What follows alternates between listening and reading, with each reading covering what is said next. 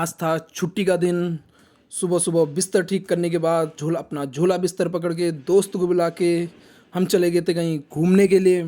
सामने से ऑटो वाले भैया को बुलाया, ऑटो वाले भैया चाबी घुमाते घुमाते अपनी ऑटो स्टार्ट करी और हम निकल गए थे मेट्रो की तरफ। मेट्रो स्टेशन पहुंचने के बाद मैंने देखा सामने इतनी बड़ी बिल्डिंग थी कि मेरा फ़ोन भी उसे कैप्चर नहीं कर पा रहा था। फिर थोड़ी देर बाद हम पहुंच गए थे कर्तव्य पथ।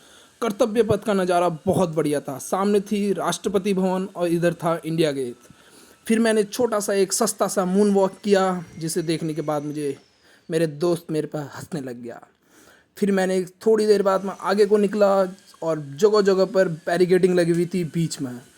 इधर उधर देखा बहुत सारे प्राणी यहाँ घूमने के लिए आए हुए थे इंडिया गेट पर। इंडिया गेट पहुँचने के लिए हमें एक छोटा सा बीच में से रूट डाइवर्ट करना होता है। मैं भी इन छोटे छोटे बच्चों के पीछे निकल गया था।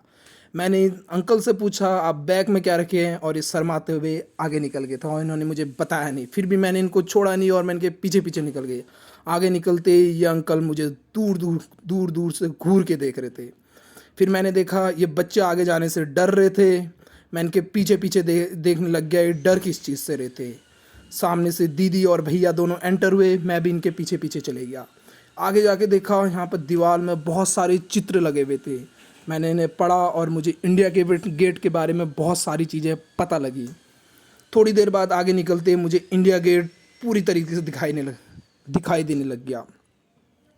जैसे ही वहाँ पर पहुँचा, इंडिया गेट पर बहुत सारी चीज़ें लिखी हुई थी, बहुत अच्छी अच्छी चीज़ें लिखी हुई थी। मैं उन्हें पढ़ने लग गया।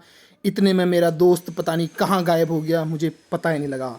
मैंने चला छोड़ो, मैं थोड़ा आगे चले जाता हूँ। थोड़ा आगे पहुँचते ही मैंने इधर उधर चीज़ें देखी और लोग देखे, मैंने सब फ़ोटो खिंचा रहे थे अपनी।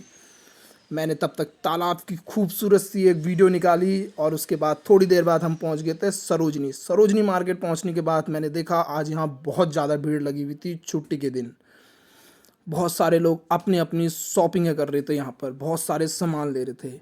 मैंने भी सोचा मैं अपने लिए कुछ ले लेता हूँ। मैंने इधर उधर देखा, मुझे कुछ दिखा नहीं। मैंने अपने मोबाइल को ऐसे पकड़ रखा था जैसे किसी माँ ने अपने बच्चे को पकड़ रखा हो, ताकि चोरी ना हो जाए। मुझे बैग दिखे, मुझे समझ में नहीं आया इन बैगों का मैं क्या करूँगा। जूते देखे, जूते भी मुझे कुछ समझ नहीं आया। फिर हम आगे वहाँ से वापस आ गए। वापस आते ही मेरे दोस्त ने एग्ज़िट के टाइम पर अपनी जेब से मोबाइल निकाला और उस मशीन को ऐसे दिखाया और कहा सिम सिम खुल जा, और गेट यहाँ पर खुल गया और हम एग्ज़िट हो गए। थोड़ी देर बाद हम पहुंच गए थे अपने रूम पर। मैं लेके आया हुआ था अपने पर्स के कपड़े, वॉलेट जेब से निकाला, बाहर रखा और साथ में लेके आया हुआ था मैं बिरयानी का सेवन करने के बाद फिर मैं सोने चले गया था।